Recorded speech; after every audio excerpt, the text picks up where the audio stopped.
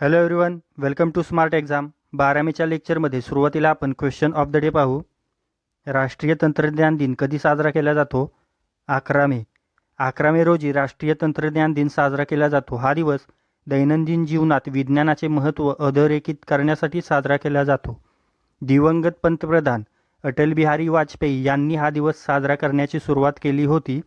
11 मे 1998ला याच दिवशी भारताने पोखरण येथे अणुचाचणी घेतली होती. तसेच त्या दिवशी भारताने आपले अण्वस्त्र क्षेपणास्त्र चालविले होते, ज्याला ऑपरेशन शक्ती बोलतात. हा दिवस देशाची तांत्रिक प्रगती अधोरेखित करण्यासाठी साजरा केला जातो. हा इम्पॉर्टंट डेवाला प्रश्न आहे. तर कालच्याच लेक्चरमध्ये आपण मे महिन्याचे सगळे इम्पॉर्टंट दिवस रिवाईज केले. ते तुम्ही आय बटनवर क्लिक करून पुन्हा एकदा रिवाईज करून घ्या. आता पुढे पहा. भारतातील पहिली स्वदेशी कोविड-19 एलिसा टेस्ट किट कोणी विकसित केली? तर ती विकसित केली नॅशनल इन्स्टिट्यूट ऑफ व्हायरॉलॉजीने. नॅशनल इन्स्टिट्यूट ऑफ व्हायरॉलॉजीने कोविड कवच नावाची स्थानिक स्वरूपाची अँटीबॉडी शोध किट तयार केली आहे. कोविड-19चा संसर्ग रोखण्यासाठी हे किट महत्त्वपूर्ण भूमिका बजावेल. आता ही किट नॅशनल इन्स्टिट्यूट ऑफ व्हायरॉलॉजीने विकसित केली. तर हिची स्थापना कधी झाली? हिची स्थापना 1978 साली झाली. हिचं हेडक्वार्टर आहे पुणे येथे. आता ऑप्शनमध्ये पहा DRDO. DRDOने UV ब्लास्टर नावाचा निर्जंतुकीकरण टॉवर विकसित केला होता. NTPCने अलीकडेच हायड्रोजन फ्युएल बस विकसित केल्या होत्या. या बस दिल्ली आणि लेहमध्ये आत्ता सध्या कार्यरत आहेत. पुढे पहा. अलीकडेच इंडियन काउन्सिल ऑफ मेडिकल रिसर्चने देशी लस विकसित करण्यासाठी कोणासोबत करार केला? तर तो करार भारत बायोटेक इंटरनॅशनल लिमिटेडसोबत केला. ही लस पुण्याच्या नॅशनल इन्स्टिट्यूट ऑफ व्हायरॉलॉजी येथे कोविड-19चे स्टेअर्स आयसोलेट करून ठेवलेत. त्यांचा वापर करून ही लस विकसित करण्यात येणार आहे. आता ही लस भारत बायोटेक बनवत आहे. तर हिची स्थापना 1996मध्ये झाली.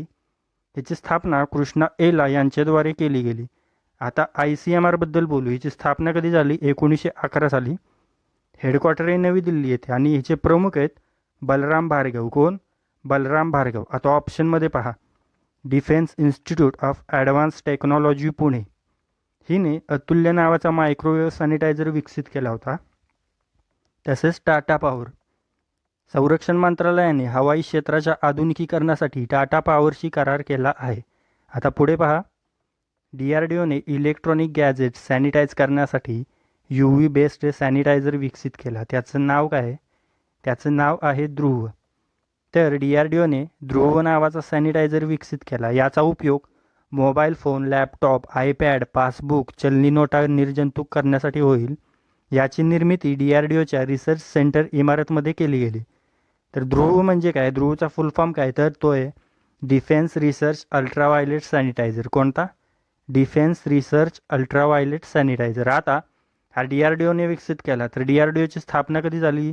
ते 1958 साली. हेडक्वार्टर आहे नवी दिल्ली येथे. अध्यक्ष आहे G सतीश रेड्डी आणि हिचा मोटो बऱ्याच परीक्षांमध्ये विचारला गेला आहे. तर हिचा मोटो आहे बलस्य मूलम विज्ञानम. यावरून एक लक्षात घ्या गोष्ट, नासाची स्थापना ही 1958 सालीच झाली. आता ऑप्शनमध्ये पहा. वॉश करो. वॉश करो हे मोबाईल ॲप आहे. याची निर्मिती IIIT दिल्लीने म्हणजेच इंद्रप्रस्थ इन्स्टिट्यूट ऑफ टेक्नॉलॉजीने केली होती. आरोग्य सेतू. आरोग्य सेतू हे मोबाईल ॲप आहे. या ॲपने कमी दिवसात सर्वात जास्त डाउनलोड केले जाण्याचा विक्रम नोंदविला होता. पुढे पहा. अलीकडेच भारत सरकारने हिंदी महासागरातील देशांना मदत करण्यासाठी कोणता कार्यक्रम सुरू केला? तर तो कार्यक्रम आहे मिशन सागर. या कार्यक्रमान्वये भारत, मालदीव, मादागास्कर, सेशल्स इत्यादी राष्ट्रांना आयुर्वेदिक औषधे व HCQ टॅबलेट उपलब्ध करून देणार आहे. या कार्यक्रमान्वये भारतीय नौदलाने केसरी जहाज तैनात केले आहे. आता ऑप्शनमध्ये पहा. ऑपरेशन संजीवनी. या थ्रू भारताने मालदीवला 6.2 टन औषधे पुरवली होती. तसेच ऑपरेशन समुद्र सेतू यान्वये भारतीय नौदलाने मालदीव व इतर देशात अडकलेल्या भारतीयांना परत आणले होते. आता पुढे पहा. अलीकडेच पंडाडा कुटुप्पा यांचे निधन झाले. ते कोण होते? ते होते हॉकी रेफरी. यांनी कोडावा फॅमिली हॉकी टुर्नामेंट सुरू केली होती. ही सुरुवात 1997 मध्ये केली होती. हे कर्नाटकचे आहेत. आता पुढे पहा. अलीकडे सॅमसंगने सॅमसंग डेबिट कार्ड लॉन्च केले. त्यासाठी लॉन्च करण्यासाठी कोणासोबत करार केला? तर तो करार सोफीसोबत केला. आता सोफी काय आहे? तर सोफी ही एक पर्सनल फायनान्स कंपनी आहे. पुढे पहा. अलीकडेच पॉइंटर इन्स्टिट्यूटने फेक न्यूज पडताळण्यासाठी कोणत्या प्लॅटफॉर्मवर चॅटबॉट लॉन्च केला? व्हॉट्सॲप. पॉइंटर इन्स्टिट्यूटचं एक नेटवर्क आहे IFCN. तर IFCN म्हणजे काय? International fact checking network. यानेच फेक न्यूज पडताळणी करण्यासाठी व्हॉट्सअपसोबत एक चॅटबॉट लॉन्च केला आहे. आता हे व्हॉट्सअपवर लॉन्च केलं. तर व्हॉट्सअपची सुरुवात कधी झाली? तर ती 2009 साली झाली. ही सुरुवात कोणी केली? तर ब्रेन ॲक्टन आणि जॉन कॉमने मिळून याची सुरुवात केली. व्हॉट्सअपचं हेडक्वार्टर आहे कॅलिफोर्निया येथे. पुढे पाहू. अलीकडेच आलेल्या कोणत्या रिपोर्टनुसार भारतातील ग्रामीण भागात इंटरनेट उपभोक्त्यांची वाढ झाली?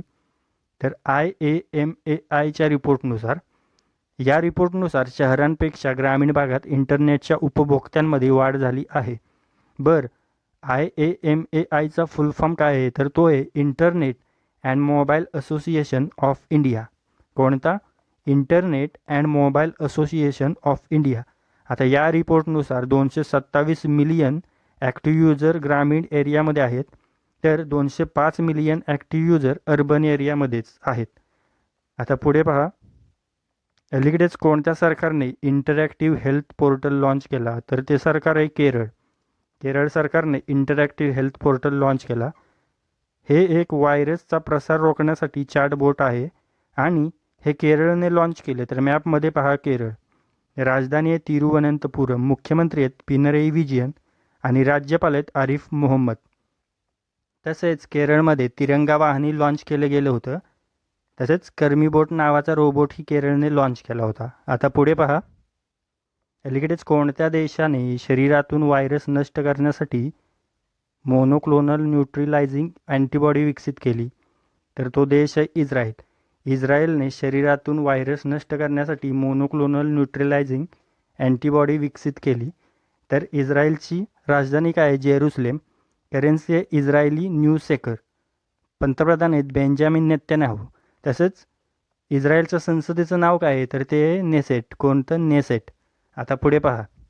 अलीकडेच कोणत्या राज्य सरकारने मंडई अधिनियमात सुधारणा केली? तर ते राज्य सरकार आहे मध्य प्रदेश. तर मध्य प्रदेशने शेतकऱ्यांच्या उत्पादनाला अधिकतम मूल्य देण्यासाठी ही सुधारणा केली आहे. तसेच मध्य प्रदेशमध्ये जीवन अमृत योजना सुरू करण्यात आली होती. तसेच जीवन शक्ती योजनाही मध्य प्रदेशने सुरू केली. टॉप पॅरेंट ॲप ही लॉन्च केले मध्य प्रदेशने. तसेच संकल्प योजनाही मध्य प्रदेशने सुरू केली. आता ही मंडई अधिनियमात सुधारणा मध्य प्रदेशने केली. तर मध्य प्रदेशची राजधानी आहे भोपाळ. मुख्यमंत्री आहेत शिवराज सिंग चौहान आणि राज्यपाल आहेत लालजी टंडन. तर मित्रांनो, या लेक्चरमध्ये आपण सर्व महत्त्वाच्या मुद्द्यांवर डिस्कशन केलं आहे, ज्याचा तुम्हाला येणाऱ्या सर्व परीक्षांमध्ये नक्कीच फायदा होणार आहे. जर हे लेक्चर तुम्हाला आवडलं असेल तर लाईक करा, शेअर करा आणि सबस्क्राईब करा. थँक्यू.